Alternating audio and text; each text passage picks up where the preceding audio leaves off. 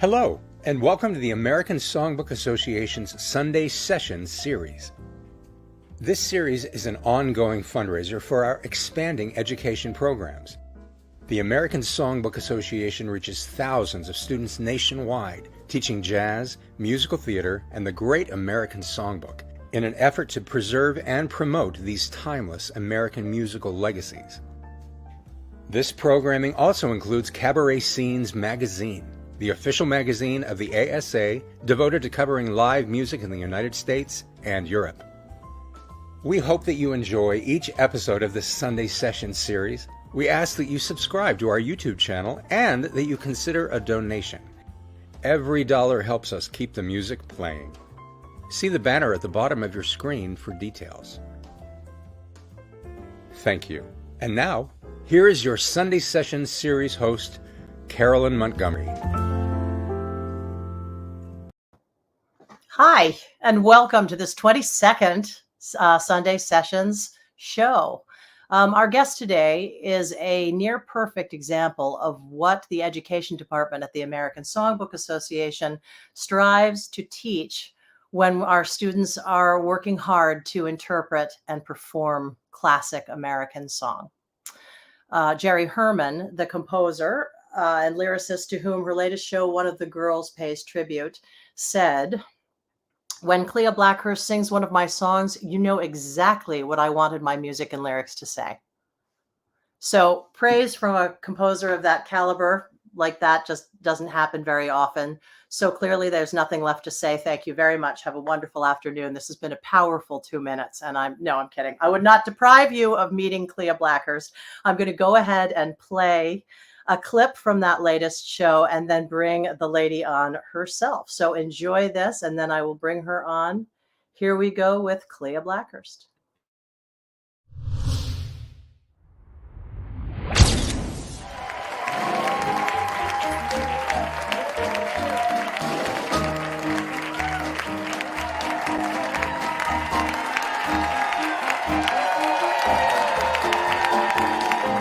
If you want your ego bolstered, muscles toned, or chair upholstered, just leave everything to me.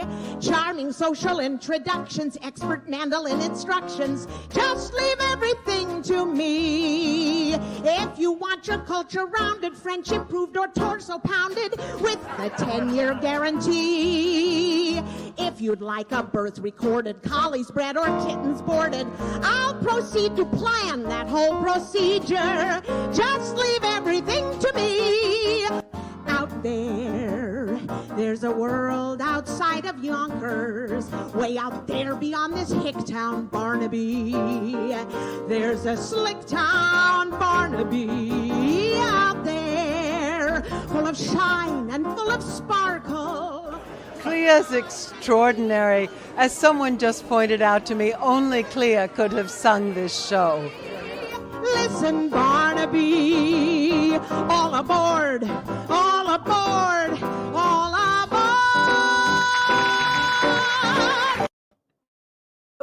Whoa, well, I kind of interrupted her mid-phrase there, kind of, but here she is, Klea Blackhurst, to finish it.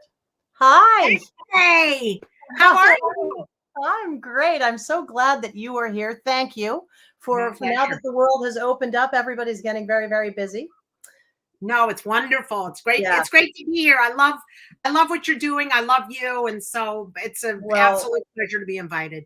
And our students are excited. They have prepared questions for you, which I'll read towards the end. And a lot of people log on sort of after the fact to see you. And there are a lot of kids that are really interested in what you're doing. I think the ASA is going to have to sponsor some tickets to Birdland for some students, to come and see you, because I know you're going to continue the show. Yeah. So if you don't mind, as Maria von Trapp said, I'd like to start at the very beginning. Very good place to start. Well, actually, first of all, I'd love to know how are you post-pandemic? What did you do during the pandemic? How was that for you? Well, the pandemic, except for that fear of never working again, right? That is, I would say that was not comfortable.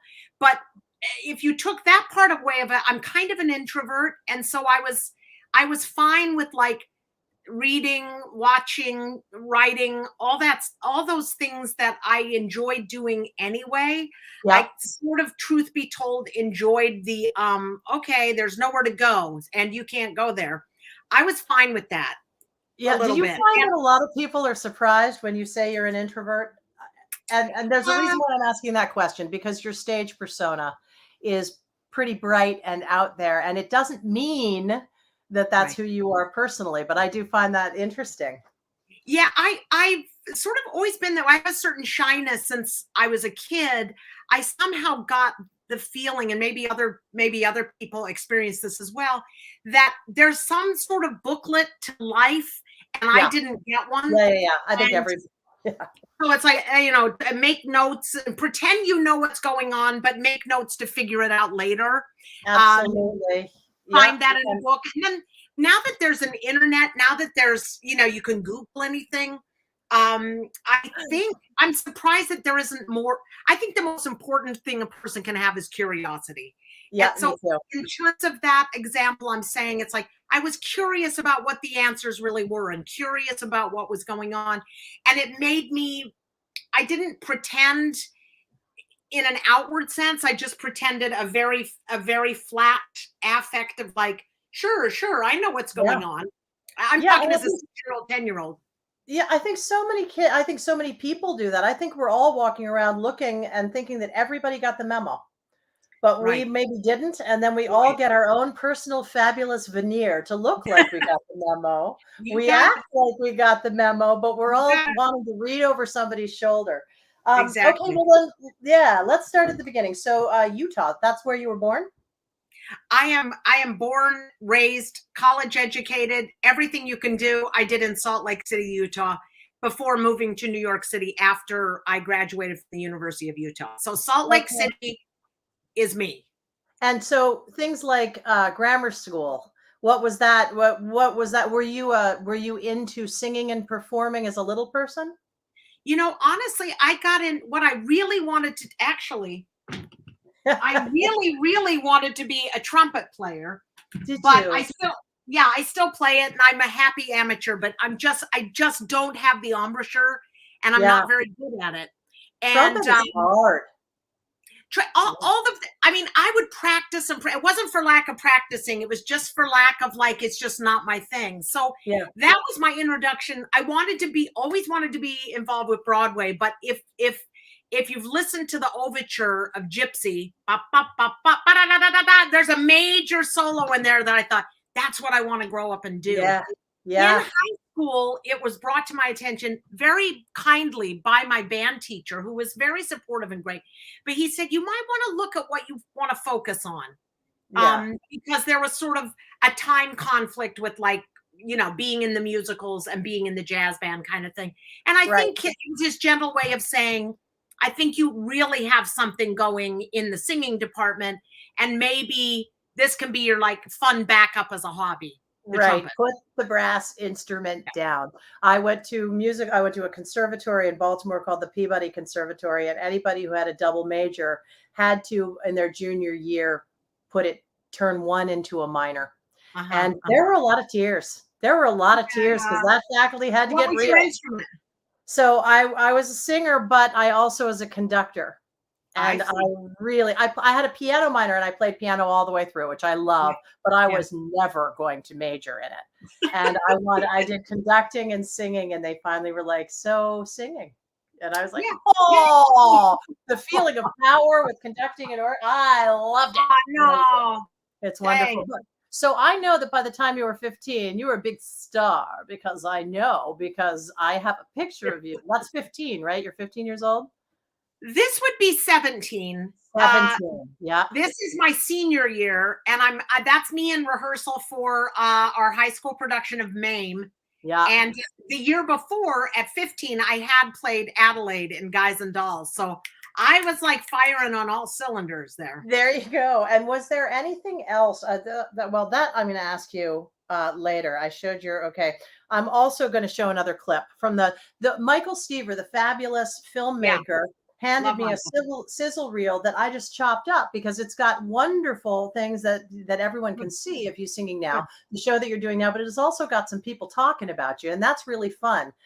So I'm going to go ahead and play another clip if you don't mind. Here's Please. Klea Blackhurst, part 2.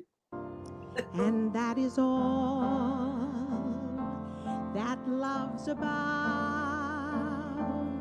and we'll recall when time runs out that it only took a moment to be loved, a whole life long. Klea Blackhurst, God bless you. You are a blessing. You inspire your fellow performers. You set a bar, a standard that we hope to be able to reach. In college, we had this game that we were crazy about for a while. And this was the game. You'd say, if you had to spend eternity on a desert island with everything ever written by Jerry Herman, or eternity on a desert island with everything ever written by Stephen Sondheim, which would you choose? Now, I think it's fair to point out that in college, almost everybody goes for Sondheim. But the older I get, the more I knock around this old world, you actually have to stop and give it some serious consideration. Whoops. I love that so much. And this is one of the great things is I was able to see this show, which was so exciting, so wonderful. And I know that you are going to bring it back. And I keep telling folks, she's bringing it back. I promise she is. A lot of people feel like they really missed a moment. And I'm like, no. She just was warming up for you. So the beginning, yeah, as soon as, KleaBlackhurst.com is fabulously up to date and wonderful. And yeah, exactly. So she'll let you know there. All right. So college. University of Utah had a wonderful musical theater program. And somewhere in the 90s, they kind of backed out of that program to focus on their acting program, which was very strong. But I had grown up in that theater. My mom was a community theater actress in Salt Lake. And so she had done plays there. She'd gone to the University of Utah. I'd spent a lot of time in rehearsal as a little kid, sleeping between the seats with my little blanket and stuff like that. So it was I loved it there. And it had a real alliance with equity contracts, equity performers that would come from New York, big directors, Christopher Hewitt, if anybody remembers Mr. Belvedere, John Fernley, who had been Rodgers and Hammerstein's casting director in its heyday. These were the kind of directors that would come in and guest direct. You'd have to get cast for each show. It wasn't school related that you would get these shows, but I did 14 shows in the 4 years. Wow. And I ended up, they had an apprenticeship program and I had my equity card by the time I left and so on. So it was really good for like a theater geeky kind of kid. Yeah, that's really good. And also for a state university to have that kind of, for you to leave with your equity card and having done a repertory of 14 shows. Yeah. That's pretty big. So did you just go right to New York? Is that what brought you to New York? I graduated in June, I moved in October. And it was always the goal. I had 3 suitcases, like the 2 audition dresses and a ton of LPs. I couldn't leave my record collection behind. It's like, I think of that now. I'm like, how did I carry that? How was that even done? It's unbelievable. And now I'm so sad because my first year at conservatory, I was one of the first to get a CD player. Yes, I'm old. And I sold all my vinyl. Oh, sold it all. I'm very sad. I was very, I just ended up with a lot of mine from, my mother's house. And so, and I just love it. It's so interesting to think and younger students, younger people probably can't really understand how carefully laid out LPs were and how engaged you had to be, because it would play through the first side. You had to turn it over and get the second side. How much care and concern was put into the not if it was a solo album or something, how carefully those tracks were chosen next to each other as a listening experience. You couldn't stream, you couldn't just line up things and like, devil may care, let's see what comes in next. It was a much more thoughtful, absolutely, much more interactive. That's right. And you know what? My son is very into vinyl. He's 17 and wanted to, it's very hip now to listen to vinyl and to find vintage vinyl. And, but there is something about it. And I think it's a combination of the care that went into the placement of every single sound on that album. You know, it was just, and, and also a bit of nostalgia thrown in. So you got to New York, and what happened? Well, I knocked around for a while. I stayed with a friend who already lived here for about a week before I found an apartment down in the Village, and shared with a friend of mine, and just lots of survival jobs, this and that. And I was a tour guide for years. I passed out flyers at the TKTS booth for about 9 years. Anything I could to sort of get by. But I would say, let's see, if I moved in 85, by about 88, I got cast in an off-Broadway show called Oil City Symphony. Yes. Okay. Yeah. Very popular at the time, and it played a lot of regional theaters during those years, and so it kept me busy for about 5 or 6 years. It's not very well known now.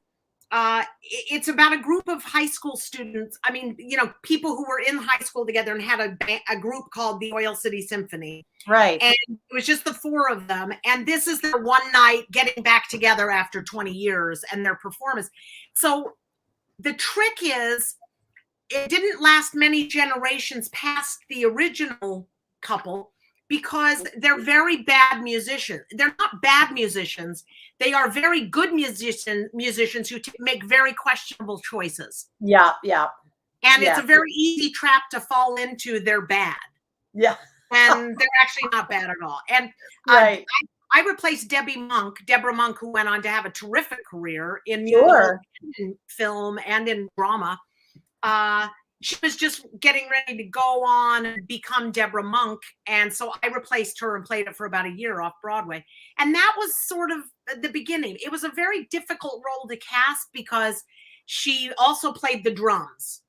So there weren't as many people who could do it. Be the former prom queen, the former, married to a dentist, now one kid, and play the drums. Right. That was a sort of rare combination. So you can play the drums? I can. Yeah. I'm very impressed. I did not know that about you. That's pretty cool. I love that. You've got the ukulele, the trumpet, the drums. What else do you dabble in? Those are pretty much my good ones. Those are the ones I can actually like. Actually, as a drummer, I would say if you are not a drummer, I'm a pretty good drummer. Yeah. If you are a drummer, I'm kind of cute.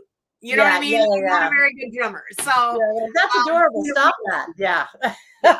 That's great. Okay. So I'm curious when it started, because I think I saw it in 2006, but Everything the Traffic Will Allow, which I think was a vehicle, such a smart vehicle. So beautifully done. Did you write that show? I did write that show, and it came out of an interesting time when one of the shows I had worked on for about 5 or 6 years finally got an off-Broadway slot and run. It was called Radio Gals. Yeah. And it came and went in 3 weeks. And I was absolutely devastated. I mean, I'd invested so much time and energy and all find this big break, and it broke, and it broke my heart. I just ate McDonald's and I gained weight, and I was on strike basically. And my dear friend said to me, you know what? Nobody's missing you. They don't know you're in your living room upset. Yeah. They don't know. So, before I shifted to teaching, which I also do love, I thought I should do. People had told me, well, you're kind of funny, you're kind of this, or you should do an act. And I thought, before I quit, leave this solo thing, leave this. It's a tough career. Before I leave this grind forever, I'll write something and do it. And so, I mean, write it is an extreme example, but I did write it, but in my mind, you put it together. Yeah. It's definitely written, but in my mind, I was like, you know what, I'm going to do this thing about Ethel Merman because I always loved Ethel Merman. And so I wrote a celebration of her. And it really was a door that opened a lot to me. It was a wonderful springboard to a huge number of talents. The thing that I'm so interested in is it really is a question for, there are so many stories that you hear from people that have done well, that have really succeeded in their field, that there was a moment when something really went askew, and it is how they weathered that. There usually is the good friend that kicks you in the butt and says, nobody really cares that you're sitting here, but if you, yeah, exactly. Which is beautiful advice and really great. Yeah. And then the, whatever that ability to rally is, it seems to be sort of a common denominator with people that stay in this business and get places, and showing up. So everything the traffic will allow. And then, I mean, I have so many things I want to ask you about. You did the 50th anniversary of Dolly at Goodspeed, but we're going to get to that because that was the introduction to Jerry, right? Correct. Correct, more or less. You sort of knew him before. Okay. All right. But you also, I want to ask you, first of all, I want to ask you about your week on Sesame Street. I'm sorry. I just want to know what that was. What was that? Apparently that was very, it was very rare. It actually was a video that they were making, and it was Baby Bear was going to see Peter and the Wolf. Okay. And so Papa Bear takes him to meet Keith Lockhart, who's the conductor of the Boston Pops, to talk about what it's like to see a piece. So I was cast as a member of the Boston Pops, a French horn player who follows the wolf around all the time, like to teach Baby Bear that, like, this is what the wolf sounds like. This is what, and Elmo was Peter. And Big Bird was his grandfather. And so it's very rare, apparently, because I kept saying, I'll do anything. I'll come back. Anything you need, I'll come back. They said, I mean, people like Bette Midler and Paul Simon will go on Sesame Street. They don't need people. Yeah, it's incredible. But so we spent a week there on Sesame Street. Most of the set was like built on the back. It was fascinating. Yeah. And they said we could take pictures, we could do anything we wanted. They just asked the honor system that we never show a Muppet not animated, like not to show a puppet on the table. Yeah, I get that completely. And to not show the point of where the person starts and the Muppet starts. So you could show a picture like this of the Muppeteer, but they ask you not to show a picture like this of the Muppeteer. Exactly. So, I totally get that. I get bummed out when I go through Times Square and Elmo has taken his hat off and is smoking a cigarette. I'm like, I don't like you people. Yeah, exactly. So wrong. It's totally wrong. Okay. And then the other thing I want to know about is playing in The Nutty Professor. I loved the fact that Jerry Lewis fell in love with you because you evoke Kathleen Freeman, who is just amazing. And that's what attracted him. And then he just loved you for you. And you made a comment about him teaching you how to stop the show by the numbers. Yeah. And do you mind explaining what you mean by that? Because I'd like to write that down and keep it. Thank you. Well, here's what it was. I had a big show-stopping number in the second act, kind of the 11 o'clock number. There was the lead and the Nutty Professor and his girlfriend. That was kind of the leads. And then this was a classic second banana lead story, the other woman in love with the other guy. Right. And so there was this big number where the buddy love character, the alter ego to the Nutty Professor, the suave one, he's trying to teach my character, Miss Lemon. He wants to give her some of this potion that he's been using to turn herself into a sex goddess, right? And so he's teaching her this: step out of your shell. Here's how you do it. And it ended with a big, swirl into him and just this big ending of a classic music comedy. Right. And it would get a big response. And then we would go on. And Jerry said to me, you're not letting the audience have what it wants. Right. It wants to it wants you to stop the show. And I was like, oh, well, I'm doing the best I can, whatever. He said, no. You just have to give it to them. He said, and it worked, I must say. He said, you hold the pose for like 1, 2, 3, 4, 5. Hold it. Yeah. And then just when you're about to move, you don't. And you count to 5 again. Oh. And the audience will go crazy. And he was right. It was right. And then after that 5, anywhere you want, you can start to melt into the next moment. Right. He was right. He was That is amazing. That is, you've done cool stuff, Blackhurst. You've done really cool stuff. I don't know. Sesame Street to Jerry Lewis to playing Rose in Chicago, to Gypsy. I mean, really good stuff, this career you've had. I'm feeling a little jealous. Thank you very much. Good night. No, but you know what's interesting? I am experiencing lately the feeling that forward, that path, you're on a path, but it's very, I don't know. You can pick any number of things, but I find the path like very nerve-wracking sometimes. Sure. But when you look behind at the path, it all makes fabulous sense. Yeah, absolutely. And I would think it also falls into place, as woo-woo as this sounds. When you have ambition, and if you've stayed in this business for a long time, you just plain do. You can't hide it. You're ambitious. And I don't know why that's a dirty word anyway, particularly for women, but that's another story. Right. I think there's so much that you want that you really forget to sort of look back and see what you've had, and I've had the good pleasure of being able to focus on you for a couple of days and really read about what you've done. And I'm like, this is cool. This is fun. It was great. It's fun stuff. There's some fun stuff in here. Yeah, absolutely. And it's no mistake that you've done it, so that they chose you. So let's talk about Goodspeed and the 50th anniversary of Hello, Dolly, and you were Dolly. That's so huge. I do have to say that somebody I barely know, when I was talking about, said, oh, you're interviewing Klea Blackhurst. I was at a club the other night. And I said, I am. I hope you'll tune in. I hope you're watching. And and he said, oh, she was the best Dolly I have ever seen. The best. And then he said, she broke all the stereotypes. And I looked at him and I said, I don't know what you mean by that. And he said, well, Dollies are blonde. And I said, I think Pearl Bailey had that covered. It's such a funny thing, but he loved you. He absolutely loved you. And that was your first experience with Jerry, or? Well, what happened? No, actually, let's see, that would have been 2013. I did Dolly. Okay. And in 2005, so going back, the Mabel Mercer Foundation on the Cabaret convention one year, they did a night that was a tribute to Jerry Herman. Okay. And they asked me to sing a song I was then associated with, one of the cut songs that Ethel Merman had done in Hello, Dolly. And so they asked me to come and sing it on this concert. And Jerry was there. Oh, so great. he came up and was like, I'm thrilled. It's thrilling to hear the song. You thrilled me. And whatever. So that was really the introduction.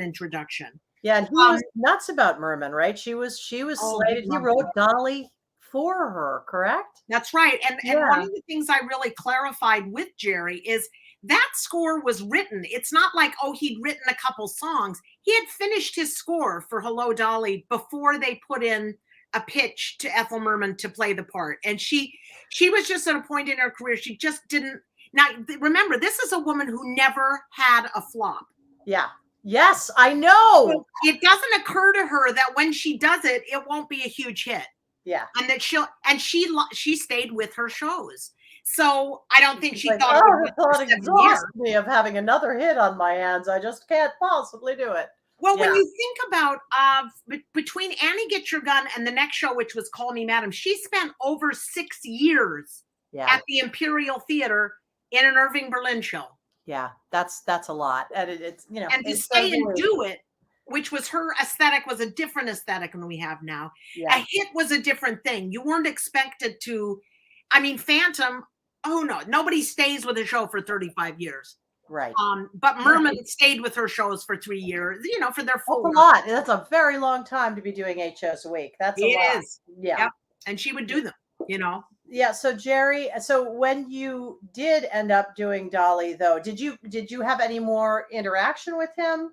Well, the main thing about Dolly was that when I first got cast and was up there in the first day or two of rehearsal, he called me, which he had not. So he called me and told me how excited he was that it was me, that was doing it. Yeah. And which was That wasn't thrilling. Yeah, and he said, "I'm so thrilled you're going to be one of the girls," which is the title of this new show, which is like all these fabulous women who have been associated with this work. Yep. So that definitely was like a turning point, like a really exciting thing to be able to say, "Oh, I'm, here I am. I'm part of this legacy now." And the last one. I mean, really, while Jerry was alive, you're the last Jerry's girl, Well, actually, technically, Bette Midler gets in there in time. Yeah. Wow. Oh, yeah. Because you know what? You're in great company. Yeah, I'm okay. She was really his dream to do it. She was a lot of people's dream to do it. Yeah. And quite frankly, I'm surprised. I had higher hopes for that. Should have been running for years. Yeah. With Patti Bell and this and Reba McEntire and whatever. I couldn't believe it was just kind of like in, out. We did our big thing and we moved on. But anyway, that was actually surprising to me too. Yeah. As well. I thought it was a vehicle that could have put any number of fabulous women in there to do it. And so because it's a role that can hold anybody, which is not true of like Evita Rose and Gypsy, for example. Rose and Gypsy. Yeah, exactly. But Dolly, you can be whoever you are, and it amplifies, and it's thrilling. So fun. And they all were. I'm going to go ahead and play another clip of you because I could talk to you till the cows come home, but the people want to hear you sing. I know. So here we go. We're going to hear Klea sing, and we're going to hear what people have to say about it. I really could listen to her talk forever. She's charming and funny and finds the greatest little gems of stories. And she does. And she has that thing that you can't necessarily go to a master class and teach or get, which is an audience who loves her. Right. Star quality. Need to relax. Need to escape. Go see Fay Ray in the palm of an ape. Watch Errol Flynn shooting his bow. Just go to the movies. Just go to a picture show. Oh, Jerry Herman's music and lyrics live because she invests in it to such a degree that it becomes new again. And songs that I thought, that old chestnut, suddenly it's like, wow, I'm experiencing it anew. And that's what a great performer does. So make the moments fly, autumn, winter. I'll forget you by next year, some year. Though it's hell that I'm going through. Klea she does it so beautifully. I'm speechless. Winter, next year, some year. Time heals everything. Time heals everything but loving you.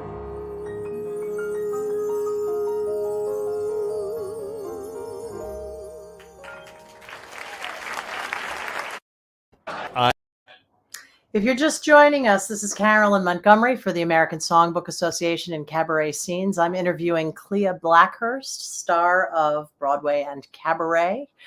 Here she is. Hi, Klea, back. And I wanted to ask you about Michael Rice. I just love him. And in your show at Birdland, one of the things, first of all, I love the fact Klea appears with what she calls the pocket change trio. Yes, pocket change trio. Mm-hmm. But it can only be two of them in a gig. It's nickel and dime. Yes. But it's just the one. It's jack shit. That to me is one of the best things I've ever heard. I can say that on here. We have older students. That's okay. I spell it. Now they're Shit Creek. So I can spell it like shit. Yeah. Exactly. It's wonderful. It's really wonderful. The thing that I loved about this, and I just want to say this is another attention to detail, and when you listen to Klea, And oh, I wanted to ask you, do you have is there an available video of everything the traffic will allow that people can rent? There is not, but it's not a bad idea. And we just did I think we just did one in February that we could have the video for. So it's not a bad idea. Or just to do one now. I just did it in Dallas. The first time, the full show, the full original show, because people always we want 45 minutes, we want this, but the first show was 90 minutes long, which if I knew what I knew now, everybody would say, like, you can't do that. That's long for something like that, for a show, but I didn't know. I just wrote what it needed to be and it worked. Sure. But I would love to have it out there a little bit. I think it would be a great thing for our students to see, and I think everybody would love to. I'd love to see it again. Yeah. The thing about Michael and your arrangements with Michael, when I went, I remember thinking, gee, I wonder what this is going to be like. Here we are at Birdland Jazz Club, and we are listening to a trio, and I was thinking, is this going to be jazzy? How is he going to do that? Not at all. He was a little pit orchestra. You know, it was so perfect for Jerry Herman. And I was with Eric Eve Garcia that night, and we both looked at each other and said, this is perfect. You know, just so good. And you guys have been working together for a while, right? Yes, we first worked together in 1999. We did a production of Oil City Symphony. No, well, he was in the original off-Broadway production of Radio Gals. We met there. Wow. And then I worked with him on an Oil City or something. I thought, this guy's kind of a big deal because he did Nonsense originally. He did all the orchestra arrangements. And so I thought he was a really big deal. I dared to ask him and he said, yes. And so he did the Merman show with me. I think what's good about our collaboration is I have a lot of ideas. Yeah. That's not my talent, the arranging or thinking. And so he's very good at picking up on what my idea is and then bringing something really brilliant. For example, I think one of our greatest collaborative efforts was for the Merman show, Everything's Coming Up Roses. Yep. I had one song from each of Merman's 14 Broadway shows in the show, right? And that was kind of so when you get to Gypsy, you're like, what do you choose? I mean, there's really an embarrassment there of wonderful material. And when you do Everything's Coming Up Roses out of context, it's like, hey, things are good, things are great. You could open with it. But in the context of the show, it's the creepiest song in the show. Like Rose had flipped her tether. She's focusing on Louise and she's like, we're going to make you a star now, you know? And so Michael slowed that down into kind of an elegant, he calls it an elegant ragtime. And it gives you what's going on in her head.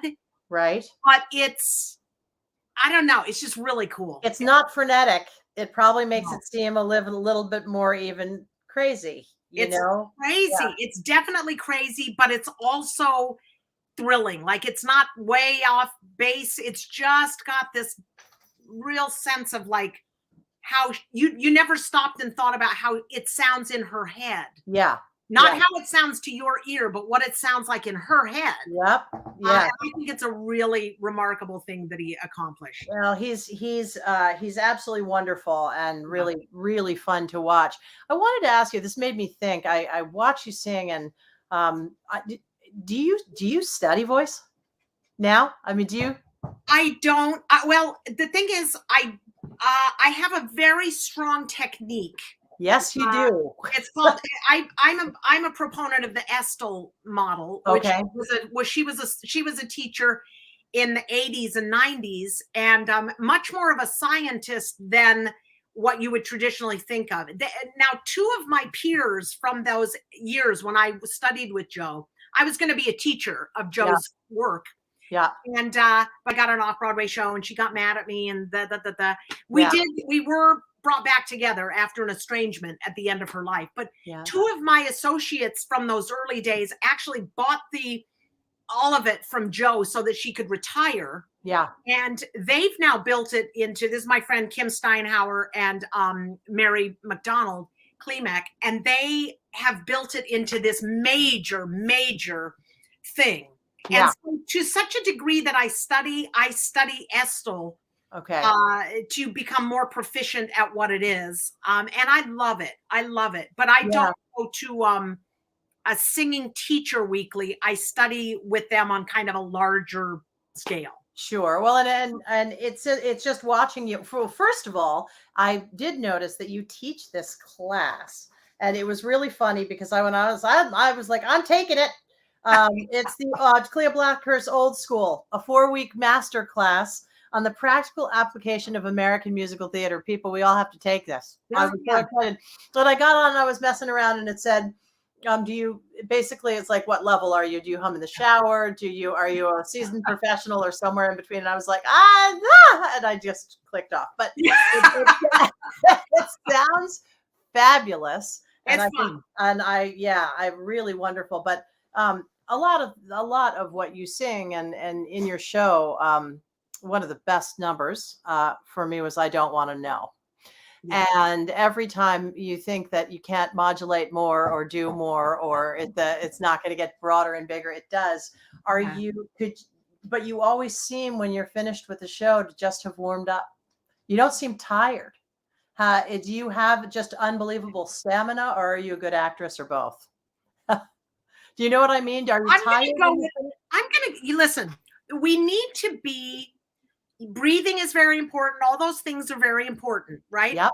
Yep. And in addition to all of that, that's okay. You also just need pure stamina, endurance. Yep. As a singer of any kind, singing soft is actually harder than singing really loud. Absolutely. So muscles, I use my legs a lot, my thighs a lot, support the torso, which is supporting which is supporting this, because I'm always like amazed that the larynx itself is the size, your personal larynx is the size of your pinky finger. Yep. And then you draw a line right down the middle, which is where it comes together and vibrates. All of that is coming from there. I know, and it sings over an orchestra with a full brass section. That's what amazes me. And that's more impressive than what a football player is doing, or certainly equal.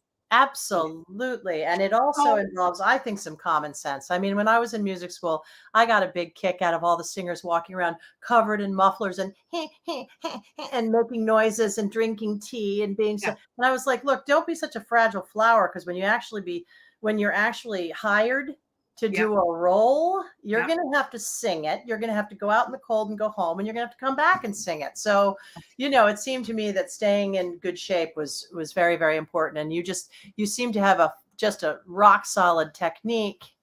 It's a healthy voice, but it's also, I used to be involved with a lot of academic films. And so I've been scoped many times and done many protocols with like a rigid scope in one nostril and a flexi scope in the other, taking pictures of the soft palate and this.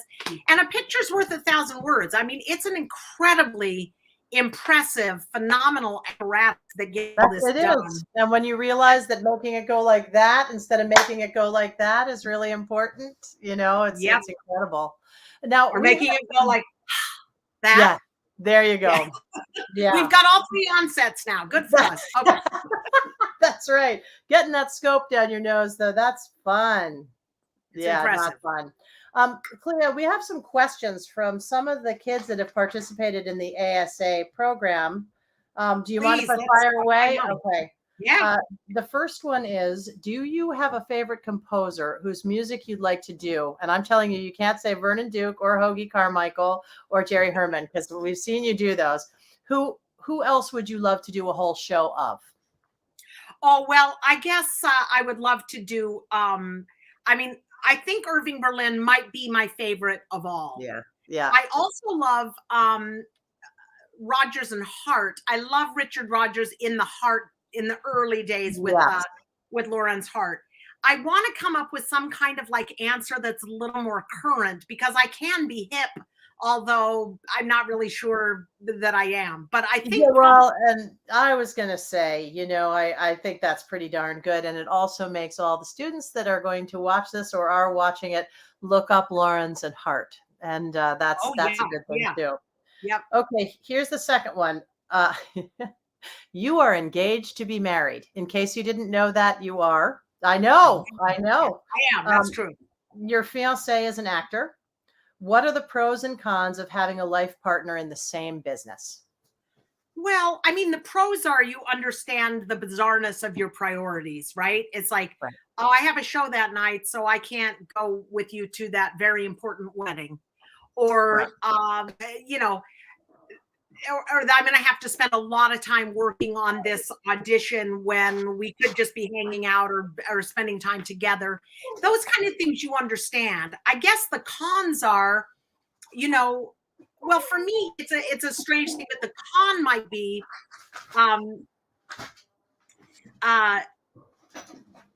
how you might feel about your children, like when their feelings are hurt or something, like having to live through auditions and heartbreak for somebody else as well as yourself. It's like, oh no, that's so mean. That's so wrong. Sorry. I love it. George, I want to find mine. I'm not sure where she is. Well, but, that's the question. So that makes perfect sense to me. And it's, I think having, so, I mean, in my life, I've been married to a chef or a banker. So, yeah, you know, but so it's a totally different thing. But I was thinking somebody, yeah, there are pros and cons. So do you have a pet? That was one of the questions here. That was the last one. But do you have a, oh, George, come and look. George, I have a cat. George, come say hi. Oh, you'll have to meet. You will have to. This is Sprout. This is Sprout, and she has played Chowsy in Gypsy twice. Oh, I love it. So she's a little show dog. She knows how to be like. She is. In fact, look at her right now. She's like, I'm not being paid for this, and I haven't, you know. Look at her. Oh, she's adorable. She's the best. She's my best little buddy. She really is. She's great. Boy, nobody was luckier during the pandemic than the dogs. We played so much with the dogs. It was unbelievable. All right. So one of the questions here, which I think you answered already, was, did you ever want to give up? Yes, you did. After many 3 weeks. Many times. Exactly. And if you did, what else would you do? And you said teach. You would be teaching, and you'd be teaching voice and acting. And yeah, great. Well, we're going to get to the ASA to do a master class or something like that. And then the last one is, where is your favorite place to go and relax, and what do you like to do there? What do I like to do to go and relax? You know, it's so weird. I like to sleep. Yeah. And I like to read. you know, I like being by the ocean.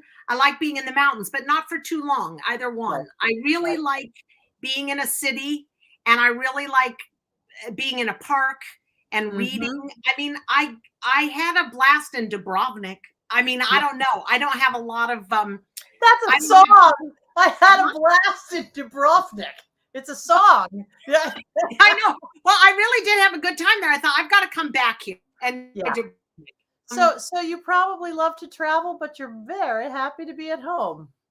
Listen, I love living in New York City. I've always loved it. And it's strange. And I always consider it this sort of badge of honor that I still have some, and maybe I have too much ego wrapped up in it. It's like, I love being part of this city. I'm proud of living in the footprint of a city. Yeah. I don't have a car. I've never owned a car. Although the closer I get to 60, I want a car. I'm like, I'm a grown up. I can have a car if I want a car. Yeah. Well, I'm about to get one for my son, and I'm like, wait a minute.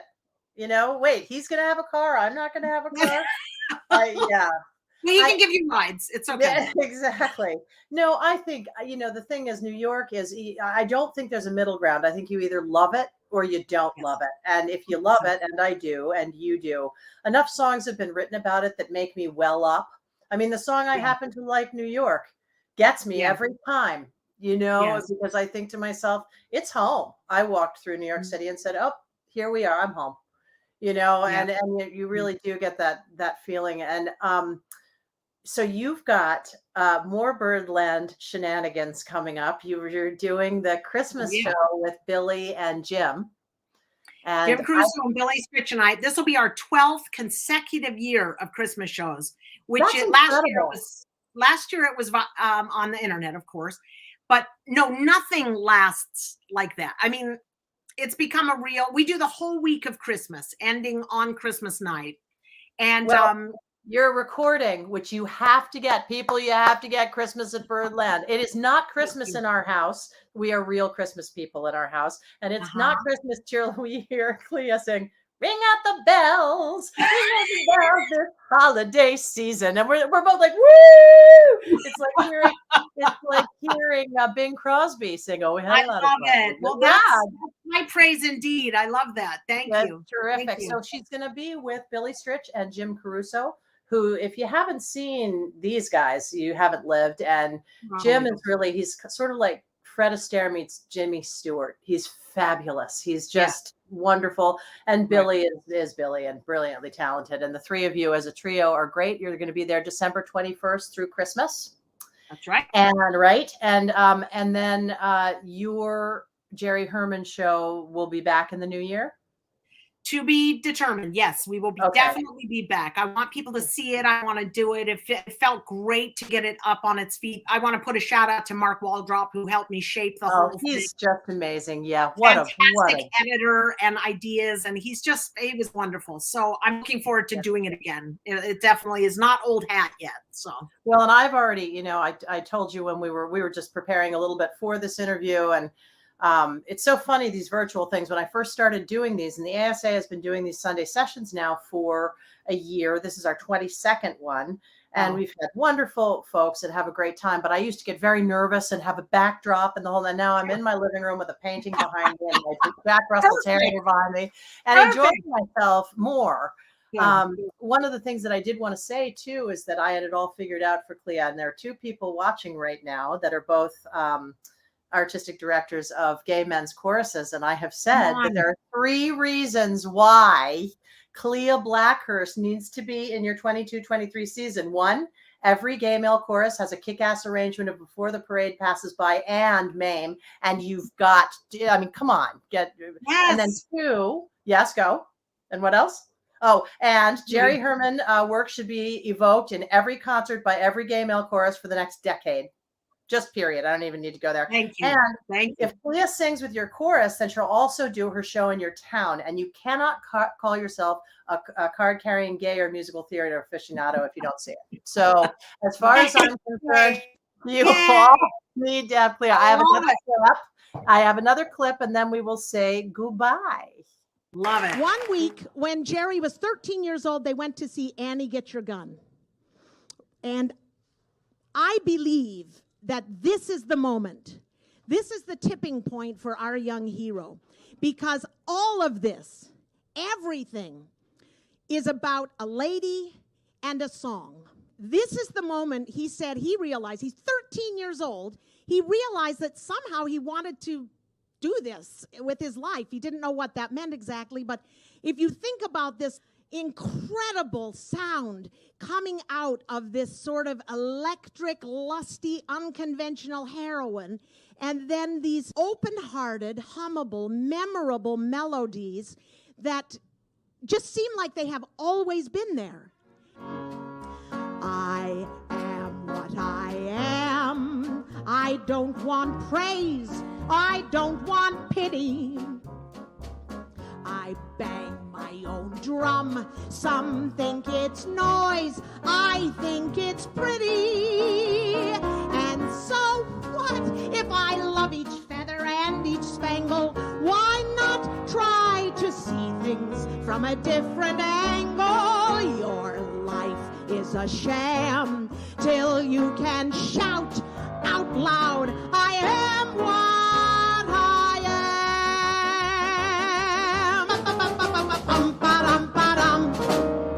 Look at that crowd up ahead. Listen and hear that brass harmony growing.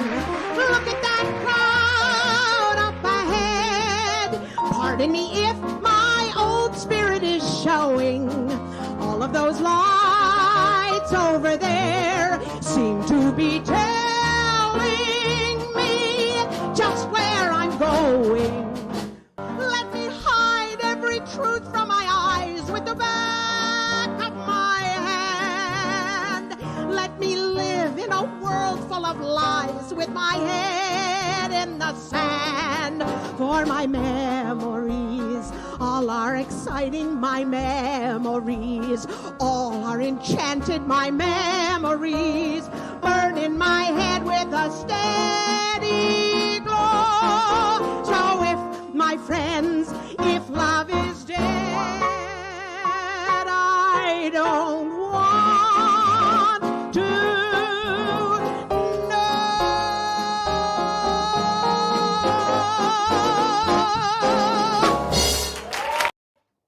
I had to go off really fast there because I realized at the end of the clip it has your phone number and stuff. And I thought maybe I shouldn't go down there for posterity.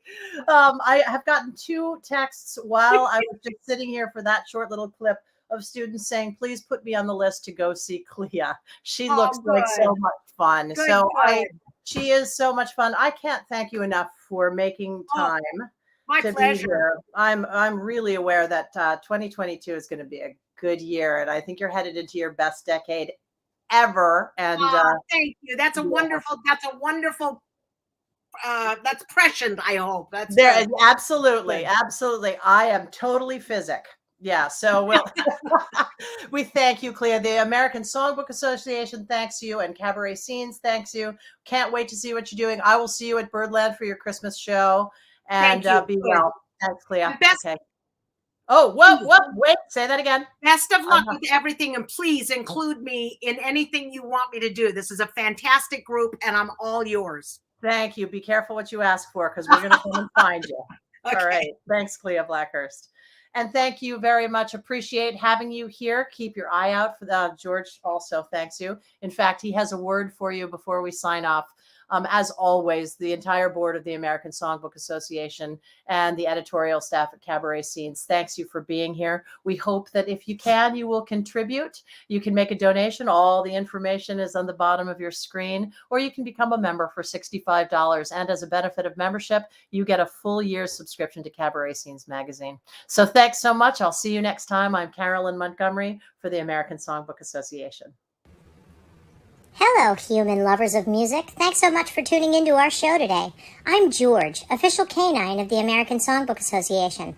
As it turns out, music does soothe the savage beast, but also civilized beasts like me. Before you go, won't you please remember to subscribe to our YouTube channel? It's as easy as finding the word subscribe in the upper right-hand corner of the main screen and clicking on it. I can do it, and I don't even have opposable thumbs.